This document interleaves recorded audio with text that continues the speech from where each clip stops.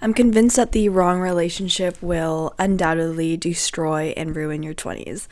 I'm 19 years old. I've never been in a relationship, but I find myself in a lot of situations where I'm talking to people that are in their early 30s. Before you say pause, let me add some context here.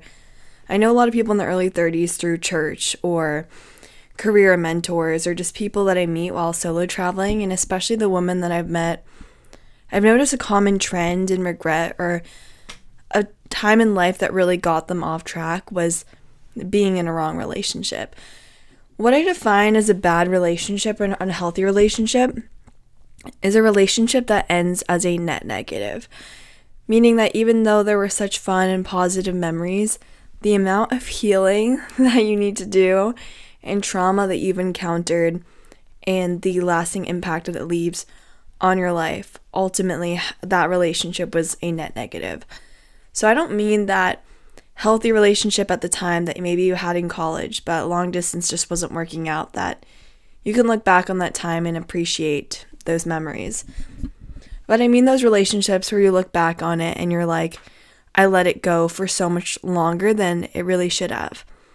I think a lot of women choose the wrong man because there's an imbalance between how they weigh character and charisma. I think that there's like a different application process for boyfriend that maybe every woman has, and I think there's a spectrum.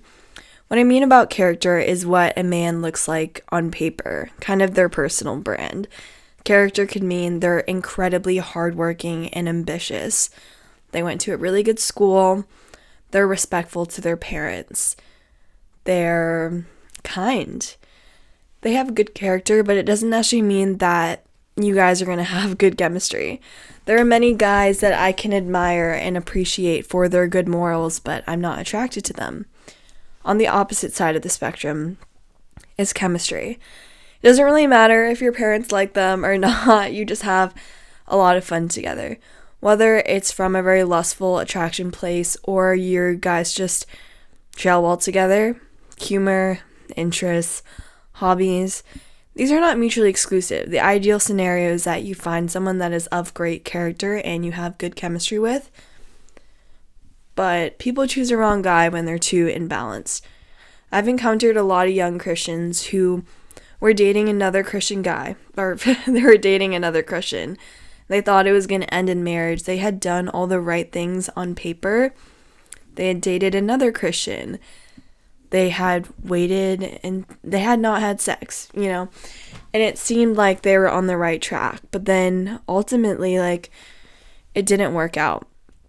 So it's like everything being right on paper isn't necessarily a guaranteed route to success, but then I've seen a lot of people, they just appreciate the fun that they have with their partner, but they discount the issues. Maybe your partner has an addiction that they're justifying.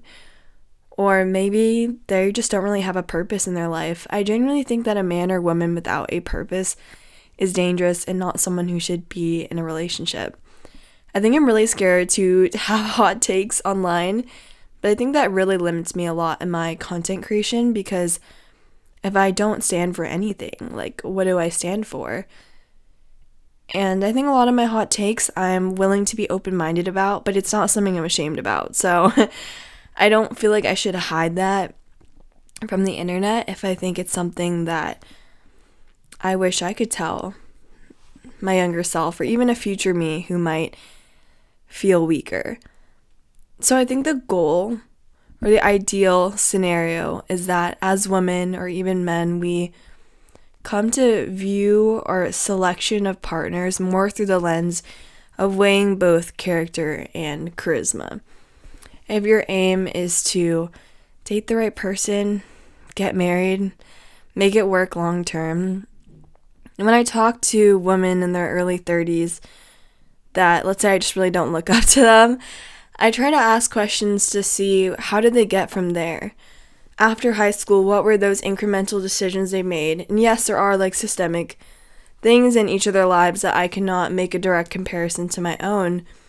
But I kind of map out what were those things that were a big detour, not just in my framework of what a successful life looks like, but things that they genuinely regret and have brought them great distress. 9 times out of 10, it is the wrong relationship. It is the man that they went in debt for. It is the man that they got a pet with, the man that they got a child with. So I hope if you're another girl watching this, you take this as encouragement that when deciding who we date or get involved with, that there should be a balance between character and charisma. And I'm not afraid to have this opinion, even as someone who's never dated before.